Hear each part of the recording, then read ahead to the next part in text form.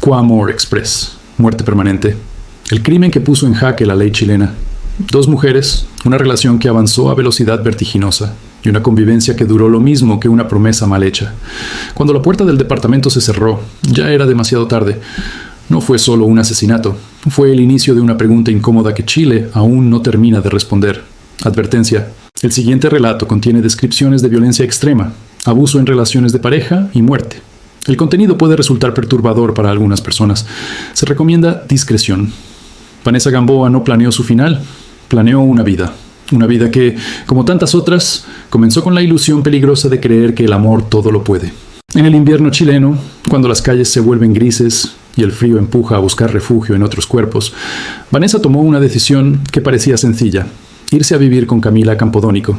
Apenas se conocían, apenas se estaban descubriendo, pero la intensidad se confundió con compromiso y la prisa se disfrazó de destino. Desde fuera, la relación parecía una historia moderna, libre de prejuicios, una pareja joven desafiando lo convencional. Desde dentro, era otra cosa. Lo que empezó como cercanía se transformó en control. Las discusiones aparecieron rápido, casi sin tiempo para que el enamoramiento se asentara. Vanessa comenzó a notar cambios en el carácter de Camila. Celos injustificados, silencios que pesaban como castigos, estallidos emocionales que no dejaban espacio para el diálogo. El departamento, que debía ser un hogar, se volvió un territorio tenso. Cada gesto era interpretado como una amenaza, cada salida una traición. Vanessa intentó acomodarse, minimizar los conflictos, convencerse de que todo era parte del ajuste normal de una convivencia apresurada. 2 semanas no parecen nada, pero en ese encierro emocional fueron una eternidad. La noche del crimen no tuvo nada de cinematográfico. No hubo música dramática ni presagios claros, solo una discusión más, una discusión que escaló. Palabras que se dijeron con rabia y otras que ya no alcanzaron a pronunciarse.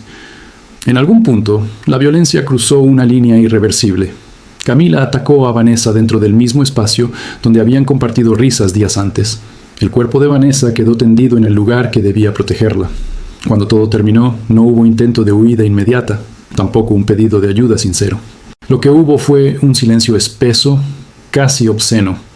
La vida de Vanessa se extinguió sin testigos, sin despedidas, sin la oportunidad de entender en qué momento el amor se convirtió en sentencia. La noticia sacudió a Chile, no solo por la brutalidad del hecho, sino por lo que vino después. El caso no tardó en llegar a los tribunales, pero antes de cualquier condena apareció una grieta legal que nadie había querido mirar de frente. ¿Cómo se debía calificar este crimen? La ley de femicidio en Chile sanciona a quien mata a su conviviente mujer.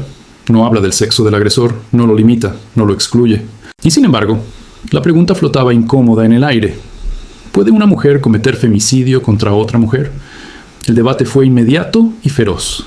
Algunos sectores insistían en que el femicidio nace para sancionar la violencia estructural ejercida históricamente por hombres contra mujeres, y que aplicar esa figura en este caso desvirtuaba su sentido original. Otros sostenían que la ley era clara, que lo que importaba era la relación de convivencia y el resultado mortal, no el género de quien empuñó la violencia.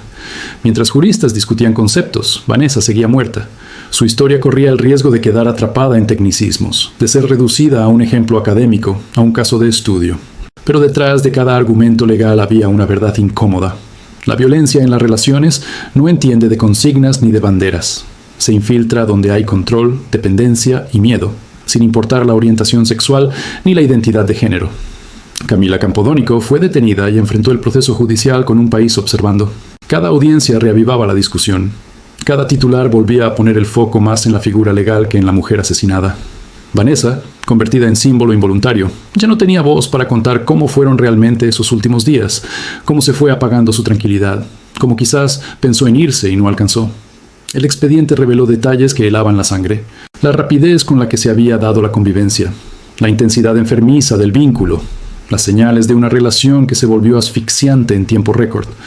Nada de eso fue suficiente para evitar el desenlace. Como en tantas historias, el entorno no llegó a dimensionar el peligro. No lo hizo cuando ya no había marcha atrás.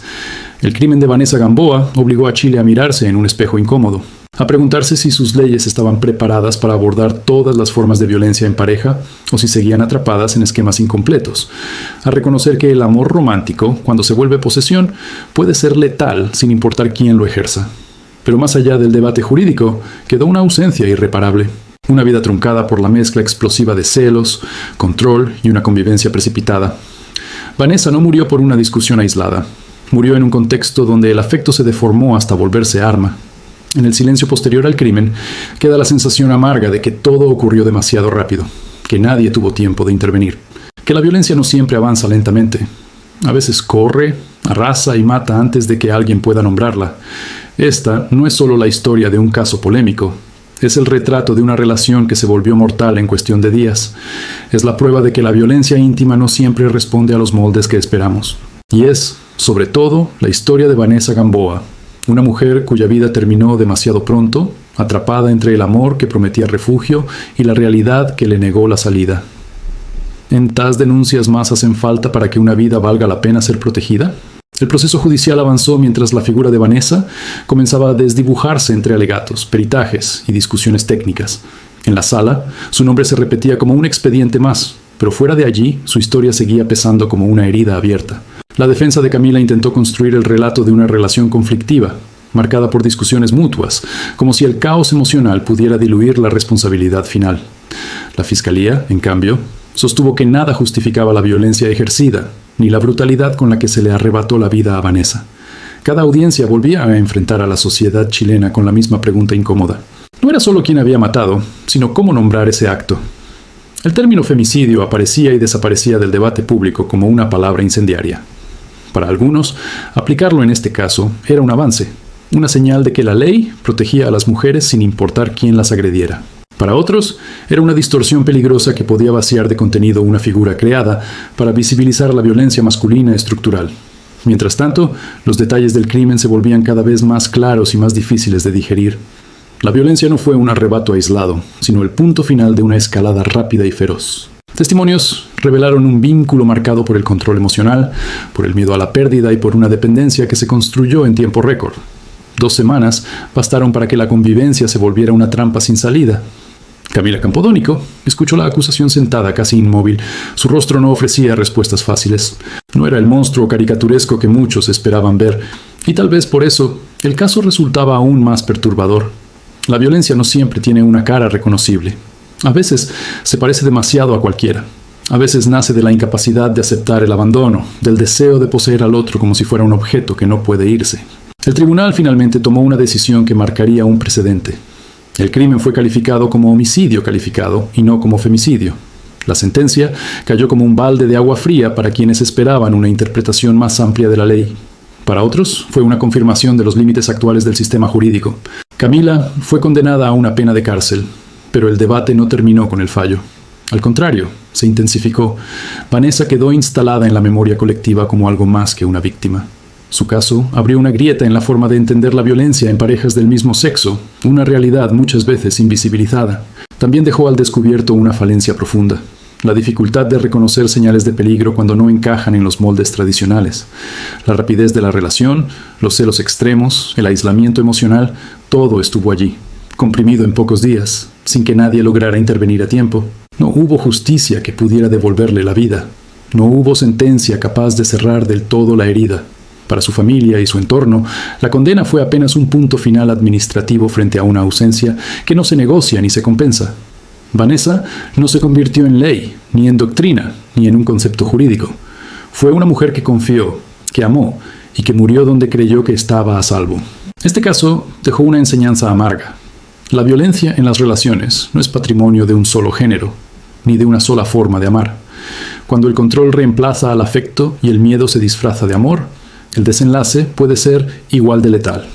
Ignorar esa realidad solo garantiza que la historia se repita con otros nombres y otros rostros. Vanessa Gamboa no debería ser recordada solo por el debate que provocó su muerte, sino por lo que su historia revela. Que el peligro no siempre avisa que la convivencia acelerada puede esconder abismos y que el amor, cuando se vuelve posesión, puede matar. Si este caso te hizo reflexionar, suscríbete al canal y deja tu opinión en la caja de comentarios.